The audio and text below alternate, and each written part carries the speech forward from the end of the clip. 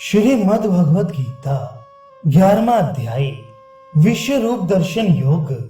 अर्जुन बोले, मुझ पर अनुग्रह करने के लिए आपने जो परम गोपनीय अध्यात्म विषयक वचन कहा, उससे मेरा यह अज्ञान नष्ट हो गया है। क्योंकि कमल नेत्र मैंने आपसे भूतों की उत्पत्ति और प्रलय विस्तार पूर्वक सुने हैं तथा आपकी अविनाशी महिमा भी सुनी है। परमेश्वर, आप अपने को जैसा कहते हैं ये ठीक ऐसा ही है, परंतु पुरुषोत्तम, आपके ज्ञान, ऐश्वर्य, शक्ति, बल, वीर्य और तेज से युक्त ऐश्वर्य रूप को मैं प्रत्यक्ष देखना चाहता हूँ। प्रभु, यदि मेरे द्वारा आपके वे रूप देखा जाना शक्य है, ऐसा आप मानते हैं, तो योगेश्वर उस अविनाशी स्वरूप का मुझे दर्शन कराइए।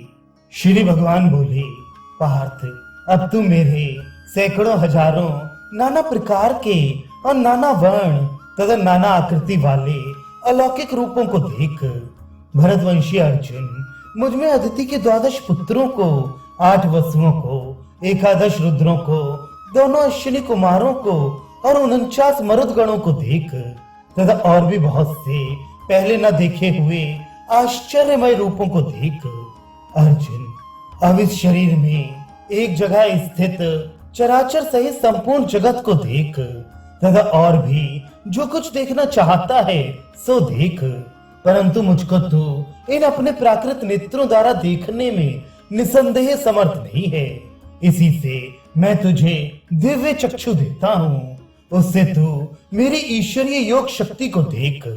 संजय बोले, राजन, महायोगेश्वर और सब पापों के नाश करने वाले भगवान ने इस प्रकार कहकर उसके पश्चात अर्जुन को परम ऐश्वर्य युक्त दिव्य स्वरूप दिखलाया। अनेक मुख और नेत्रों से युक्त, अनेक अद्भुत दर्शनों वाले, बहुत से दिव्य भूषणों से युक्त और बहुत से दिव्य शस्त्रों को हाथों में उठाए हुए, दिव्य माला और वस्त्रों को धारण किए हुए और दिव्य गंध का सारे शरीर में लेप किए हुए, सब प्रकार के आश्चर्यों से युक्त, सीमा रहित और सब और मुख किए हुए विराट स्वरूप परम परमेश्वर को अर्जुन ने देखा। आकाश में 1000 सूर्यों के एक साथ उदय होने से उत्पन्न जो प्रकाश हो, वह भी उस विश्वरूप परमात्मा के प्रकाश के सदृश कदाचित ही हो। पांडुपुत्र अर्जुन ने उस समय अनेक प्रकार से विभक्त संपूर्ण जगत को देवों के देव श्री कृष्ण भगवान के उस शरीर में एक जगह स्थित देखा। उसके अनंतर वह आश्चर्य से चकित और पुलकित शरीर अर्जुन प्रकाश में विश्वरूप परमात्मा को श्रद्धा भक्ति सहित सिर से प्रणाम करके हाथ जोड़कर बोला। अर्जुन बोले, हे देव, मैं आपके शरीर में संपूर्ण देवों को तथा अनेक भूतों के समुदायों को, कमल के आसन पर विराजित ब्रह्मा को, महादेव को और संपूर्ण ऋषियों को तथा दिव्य सर्पों को देखता हूँ। संपूर्ण विश्व के स्वामिन आपको अनेक भुजा, पेट, मुख और नेत्रों से युक्त तथा सब ओर से अनंत रूपों वाला देखता हूँ। विश्व रूप मैं आपके न अंत को देखता हूँ, न मध्य को और न आदि को ही। आपको मैं मुकुट युक्त, गदा युक्त और चक्र युक्त तथा सब ओर से प्रकाशमान तेज के पुंज, प्रज्वलित अग्नि और सूर्य के सदृश ज्योति युक्त, कठिनता से देखे जाने योग्य और सब ओर से अप्रमेय स्वरूप देखता हूँ। आप ही जानने योग्य पर ब्रह्म परमात्मा हैं। आप ही इस जगत के परम आश्रय हैं। आप ही अनादि धर्म के रक्षक हैं और आप ही अविनाशी सनातन पुरुष हैं, ऐसा मेरा मत है। आपको आदि, अंत और मध्य से रहित, अनंत सामर्थ्य से युक्त, अनंत भुजा वाले, चंद्र सूर्य रूप नेत्रों वाले, प्रज्वलित अग्नि रूप मुख वाले और अपने तेज से इस जगत को संतप्त करते हुए देखता हूँ। महात्मन, ये स्वर्ग और पृथ्वी के बीच का संपूर्ण आकाश तथा सब दिशाएं एक आप ही से परिपूर्ण हैं तथा आपके इस अलौकिक और भयंकर रूप को देखकर तीनों लोक अति व्यथा को प्राप्त हो रहे हैं। वे ही सब देवताओं के समूह आप में प्रवेश करते हैं और कुछ भयभीत होकर हाथ जोड़े आपके नाम और गुणों का उच्चारण करते हैं तथा महर्षि और सिद्धों के समुदाय कल्याण हो ऐसा कहकर उत्तम उत्तम स्तोत्रों द्वारा आपकी स्तुति करते हैं। जो 11 रुद्र और 12 आदित्य तथा 8 वसु, साध्यगण, विश्वदेव, अश्विनी कुमार तथा मरुदगण और पितरों का समुदाय तथा गंधर्व, यक्ष, राक्षस और सिद्धों के समुदाय हैं, वे सभी विस्मित होकर आपको देखते हैं। महाबाहो, आपके बहुत मुख और नेत्रों वाले, बहुत हाथ, जंघा और पैरों वाले, बहुत उदरों वाले और बहुत से दाढ़ों वाले अति विकराल महान रूप को देखकर सब लोग व्याकुल हो रहे हैं तथा मैं भी व्याकुल हो रहा हूँ, क्योंकि विष्णु आकाश को स्पर्श करने वाले दैदीप्यमान अनेक वर्णों से युक्त तथा फैलाए हुए मुख और प्रकाशमान विशाल नेत्रों से युक्त आपको देखकर भयभीत अंतःकरण वाला मैं धीरज और शांति नहीं पाता हूँ। आपके दाढ़ों के कारण विकराल और प्रलय काल की अग्नि के समान प्रज्वलित मुखों को देखकर मैं दिशाओं को नहीं जानता हूँ और सुख भी नहीं पाता हूँ। इसलिए हे देवेश, हे जगन निवास, आप प्रसन्न हो। वे सभी धृतराष्ट्र के पुत्र राजाओं के समुदाय सहित आप में प्रवेश कर रहे हैं और भीष्म पितामह, द्रोणाचार्य तथा वे कर्ण और हमारे पक्ष के भी प्रधान योद्धाओं के सहित सबके सब बड़े वेग से दौड़ते हुए आपके विकराल दाढ़ों वाले भयानक मुखों में प्रवेश कर रहे हैं और कई एक चूर्ण हुए सिरों सहित आपके दांतों के बीच में लगे हुए दिख रहे हैं। जैसे नदियों के बहुत से जल के प्रवाह स्वाभाविक ही समुद्र के सम्मुख दौड़ते हैं, वैसे ही वे नरलोक के वीर भी आपके प्रज्वलित मुखों में प्रवेश कर रहे हैं।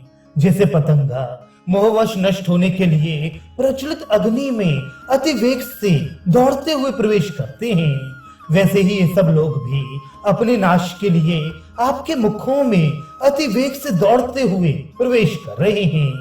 आप उन संपूर्ण लोगों को प्रज्वलित मुखों द्वारा ग्रास करते हुए सब ओर से चाट रहे हैं। विष्णु, आपका उग्र प्रकाश संपूर्ण जगत को तेज के द्वारा परिपूर्ण करके तपा रहा है।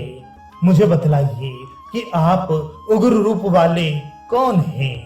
देवों में श्रेष्ठ, आपको नमस्कार हो, आप प्रसन्न होइए। आदि पुरुष, आपको मैं विशेष रूप से जानना चाहता हूँ, क्योंकि मैं आपके प्रवृत्ति को नहीं जानता। श्री भगवान बोले, मैं लोगों का नाश करने वाला बड़ा हुआ महाकाल हूँ। इस समय इन लोगों को नष्ट करने के लिए प्रवृत्त हुआ हूँ। इसलिए जो प्रतिपक्षियों की सेना में स्थित योद्धा लोग हैं, वे सब तेरे बिना भी नहीं रहेंगे। अतएव तू उठ, यश प्राप्त कर और शत्रुओं को जीतकर धन धान्य से संपन्न राज्य को भोग। ये सब शूरवीर पहले ही से मेरे ही द्वारा मारे हुए हैं। सव्यसाचिन, तू तो केवल निमित्त मात्र बन जा। द्रोणाचार्य और भीष्म पितामह तथा जयद्रथ और कर्ण तथा और भी बहुत से मेरे द्वारा मारे हुए शूरवीर योद्धाओं को तू मार, भय मत कर। निसंदेह तू युद्ध में वैरियों को जीतेगा, इसलिए युद्ध कर। संजय बोले, केशव भगवान के इस वचन को सुनकर मुकुटधारी अर्जुन हाथ जोड़कर कांपता हुआ नमस्कार करके फिर भी अत्यंत भयभीत होकर प्रणाम करके भगवान श्री कृष्ण के प्रति गदगद वाणी से बोला। अर्जुन बोले, अंतर्यामिन, ये योग्य ही है कि आपके नाम, गुण और प्रभाव के कीर्तन से ये जगत अति हर्षित हो रहा है और अनुराग को भी प्राप्त हो रहा है तथा भयभीत राक्षस लोग दिशाओं में भाग रहे हैं और सब सिद्ध गणों के समुदाय नमस्कार कर रहे हैं। महात्मन, ब्रह्मा के भी आदिकर्ता और सबसे बड़े आपके लिए वे कैसे नमस्कार ना करें? क्योंकि हे अनंत, हे देवेश, हे जगन निवास, जो सत, असत और उनसे परे सच्चिदानंद घन ब्रह्म है, वह आप ही हैं। आप आदिदेव और सनातन पुरुष हैं।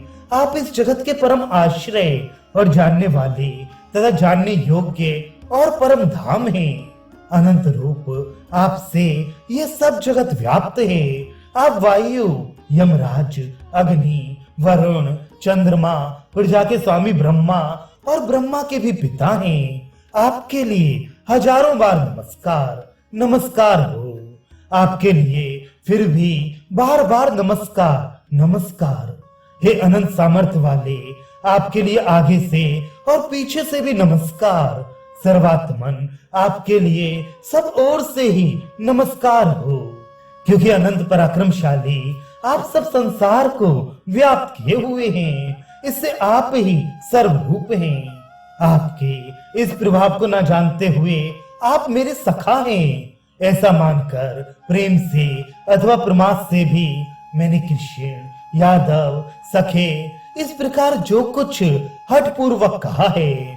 और अच्युत, आप जो मेरे द्वारा विनोद के लिए विहार, शैया, आसन और भोजन आदि में अकेले अथवा उन सखाओं के सामने भी अपमानित किए गए हैं, वह सब अपराध अचिंत प्रभाव वाले आपसे मैं क्षमा करवाता हूँ। आप इस चराचर जगत के पिता और सबसे बड़े गुरु एवं अति पूजनीय हैं। हे अनुपम प्रभाव वाले, तीनों लोकों में आपके समान भी दूसरा कोई नहीं है, फिर अधिक तो कैसे हो सकता है। अतः प्रभु, मैं शरीर को भली भांति चरणों में निवेदित कर प्रणाम करके स्तुति करने योग्य आप ईश्वर को प्रसन्न होने के लिए प्रार्थना करता हूँ। देव, पिता जैसे पुत्र के, सखा जैसे सखा के और पति जैसे प्रियतमा पत्नी के अपराध सहन करते हैं, वैसे ही आप भी मेरे अपराध को सहन करने योग्य हैं। मैं पहले न देखे हुए आपके इस आश्चर्यमय रूप को देखकर हर्षित हो रहा हूँ और मेरा मन भय से अति व्याकुल भी हो रहा है। इसलिए आप उस अपने चतुर्भुज विष्णु रूप को ही मुझे दिखलाइए। हे देवेश, हे जगन निवास, प्रसन्न हुई। मैं वैसे ही आपको मुकुट धारण किए हुए तथा गदा और चक्र हाथ में लिए हुए देखना चाहता हूँ। इसलिए हे विश्व स्वरूप, हे सहस्त्रबाहो, आप उसी चतुर्भुज रूप से प्रकट हुए। श्री भगवान बोले, अर्जुन, अनुग्रह पूर्वक मैंने अपनी योग शक्ति के प्रभाव से यह मेरा परम तेजोमय, सबका आदि और सीमा रहित विराट रूप तुझको दिखलाया है, जिसे तेरे अतिरिक्त दूसरे किसी ने पहले नहीं देखा था। अर्जुन, मनुष्य लोक में इस प्रकार विश्व रूप वाला मैं न वेद और यज्ञों के अध्ययन से, न दान से, न क्रियाओं से और न उग्र तपों से ही तेरे अतिरिक्त दूसरे के द्वारा देखा जा सकता हूँ। मेरे इस प्रकार के इस विकराल रूप को देखकर तुझको व्याकुलता नहीं होनी चाहिए और मूढ़ भाव भी नहीं होना चाहिए। तू भय रहित और प्रीति युक्त मन वाला उसी मेरे इस शंख, चक्र, गदा, पद्म युक्त चतुर्भुज रूप को फिर से देख। संजय बोले, वासुदेव भगवान ने अर्जुन के प्रति इस प्रकार कहकर फिर वैसे ही अपने चतुर्भुज रूप को दिखलाया और फिर महात्मा श्री कृष्ण ने सौम्य मूर्ति होकर इस भयभीत अर्जुन को धीरज दिया।